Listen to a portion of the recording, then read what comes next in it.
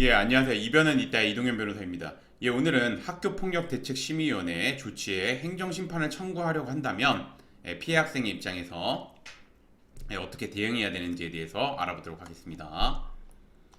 이제 제가 오늘의 주제를 선택하게 된 이유는 이 피해 학생이 학교폭력대책심의위원회 조치에 이제 행정심판을 청구하려고 하는 경우 어떻게 대응해야 되는지 저한테 문의를 하시는 분들이 많은데 그거에 대해서 간략하게 담아 답변을 드리고자 이제 오늘의 주제를 선택해 보았습니다.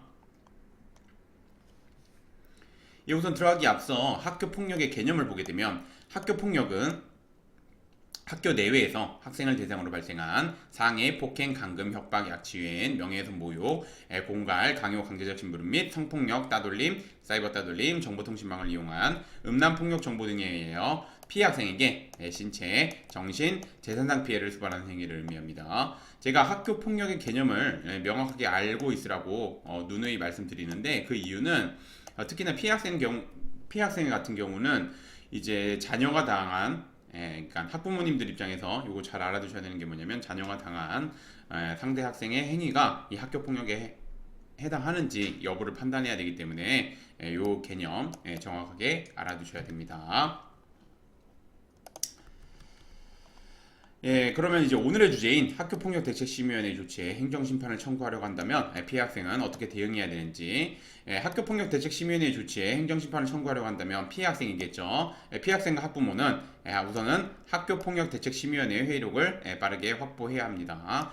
그런 다음에 학교폭력대책심의위원회에서 뭐 학교폭력이라고 인정하지 않은 이유, 제가 말씀드리지만 피해 학생이 행정심판이나 행정소송 뭐 이렇게 불복 절차를 진행하는 경우는 두 가지가 있겠죠. 첫 번째, 학교폭력이라고 상대 학생의 행위가 학교폭력이라고 인정받지 못한 경우. 두 번째, 가해 학생으로는 됐는데 학교폭력이라고 인정받아서 가해 학생은 됐는데 상대 학생이 근데 사안에 비해서 매우 경미한 조치가 내려진 경우, 이 두 가지가 있을 겁니다. 이 두 가지.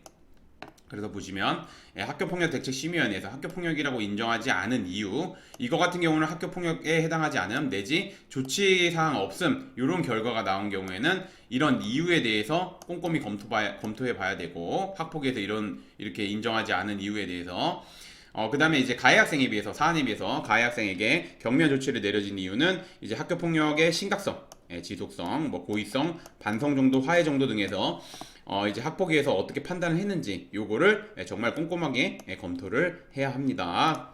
그리고 그런 다음에 이 두 가지를 나눠서 이제 대응을 하게 되겠죠. 첫 번째는 뭐냐면 학교폭력대책심의위원회에서 학교폭력이라고 인정하지 않았다면 피해 학생은 학교폭력을 당했는데 학폭에서는 뭐 학교폭력이라고 인정하지 않은 경우가 있습니다. 그런 경우에는 뭐 가해 학생과 주고받은 메시지 내용이나 당시 상황이 촬영된 CCTV 영상, 아니면 당시 상황을 목격한 학생들의 진술, 그다음에 뭐 그 정신적 고통을 받고 있다면 뭐 진단서, 뭐 심리상담센터나 아니면 정신과 방문해가지고 이제 받은 뭐 진료 내역서 이런 것들을 바탕으로 해가지고 가해 학생으로부터 뭐 상해, 폭행 등 학교 폭력을 당해서 신체, 정신, 재산상 피해를 받았다는 점에 대해서 법률적인 관점에서 합리적으로 주장해야 됩니다.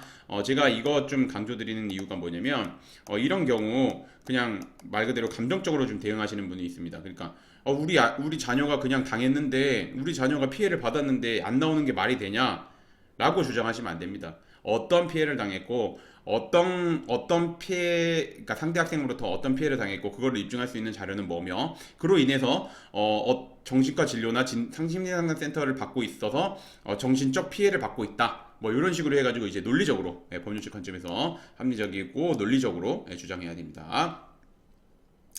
계속해서 보게 되면 한편 학교폭력대책심의위원회에서 가해 학생에 대해서 사안에 비해 경미한 조치가 나왔다면 정신과 진단서, 뭐 아니면 상해 진단서, 뭐 심리상담센터 진료 내역서 이런 거 각종 자료를 바탕으로 학교폭력의 심각성, 지속성, 고의성이 높으며 반성 정도, 화해 정도는 낮다면, 이건 당연히 가해 학생에 대한 거죠.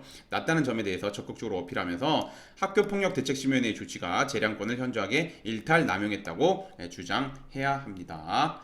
요거 잘 알아주셨으면 좋겠습니다.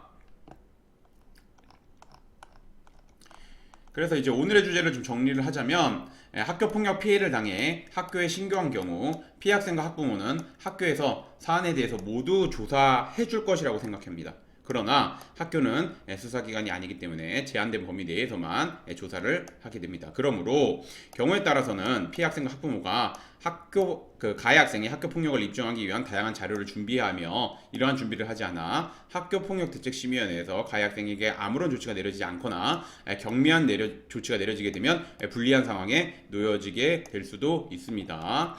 또한 행정심판 등 불법조처를 진행하는 경우 피해 학생과 학부모는 감정에 호소하는 경우가 정말 많습니다. 그러나 오히려 그것은 불리하게 작용할 수 있어 법률적인 관점에서 합리적이고 논리적으로 주장해야지 원하는 결과 얻을 수 있습니다. 제가 앞서 언급드린 내용입니다.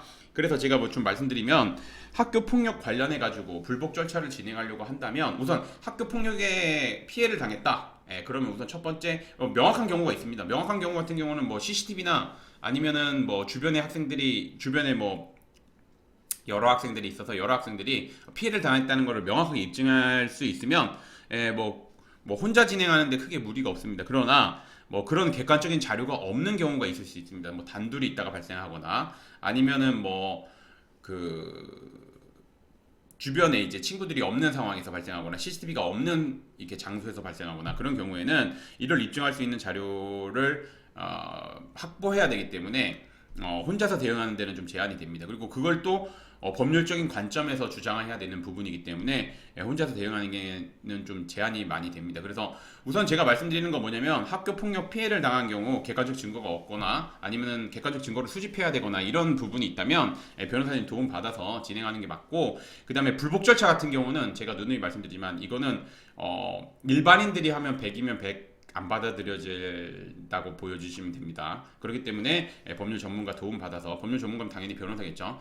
변호사의 도움을 받아가지고 진행하시는 것이 맞고, 그리고 이제 변호사님 선임하실 때 꼭 고려해야 될 거 두 가지. 학교 폭력은 제가 누누이 말씀드리지만 학교 폭력만의 독특한 제도입니다. 그렇기 때문에 학교 폭력 사건을 많이 다뤄본 변호사님을 해야 되는데, 그걸 확인할 수 있는 게 첫 번째, 대한변협에서 학교폭력 전문 변호사로 인정하고 있는지, 두 번째, 현재 학교폭력대책심의위원회 심의위원으로 활동하고 있는지, 이 두 가지 꼭 확인하셔서 이 요건 충족하신 변호사님의 도움을 받는 것이 좋습니다. 오늘의 주제는 여기까지 마치겠고, 저는 이변은 이따의 이동현 변호사였습니다. 감사합니다.